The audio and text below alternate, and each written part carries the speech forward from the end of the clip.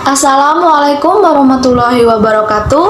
Hai teman-teman, perkenalkan nama saya Novita Rahayu, NPM 2011060407. Saya di sini dari kelas E Pendidikan Biologi semester 4. Pada video kali ini, saya akan mencoba menjelaskan tentang apa itu hukum lingkungan. Teman-teman semua, apakah ada yang sudah tahu apa saja itu hukum lingkungan? Jika belum, mari simak video berikut ini. Jadi, hukum lingkungan adalah hukum yang mengatur tatanan lingkungan hidup di sekitar manusia. Dan hukum lingkungan menurut Suejono adalah hukum yang mengatur semua tatanan lingkungan hidup, yang dimana hukum lingkungan hidup mencakup benda dan kondisi.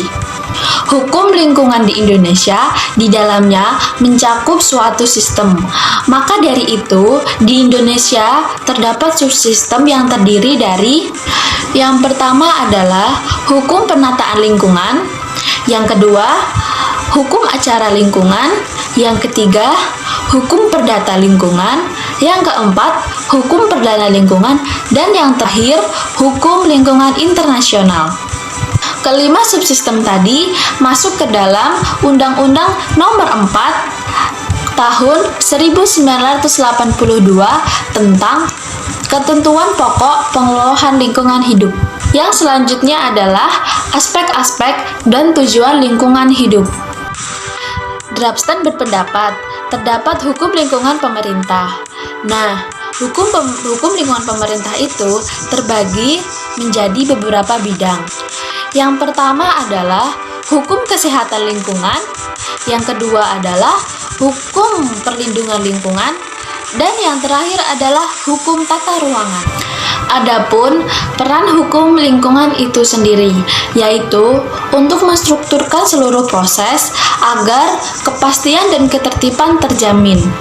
Dan tujuan yang akan dicapai dari hukum lingkungan itu tersebut adalah yang pertama, terselenggarakannya kehidupan yang seimbang dalam lingkungan hidup, yang di dalamnya tidak hanya terdapat manusia saja, tetapi terdapat hewan dan tumbuhan juga. Yang kedua, mengatur manusia agar menjaga dan merawat lingkungan demi generasi yang akan datang, agar anak cucu kita juga merasakan lingkungan yang nyaman seperti kita saat ini. Adapun fungsi penegakan hukum lingkungan. Jadi, fungsi penegakan hukum lingkungan yaitu sebagai mata rantai terakhir dalam suatu sistem pengaturan, peranan, kebijakan suatu lingkungan yang terdiri dari yang pertama, perundang-undangan, yang kedua, penentuan standar, yang ketiga, pemberian izin, yang keempat, penerapan, dan yang kelima, penegakan hukum.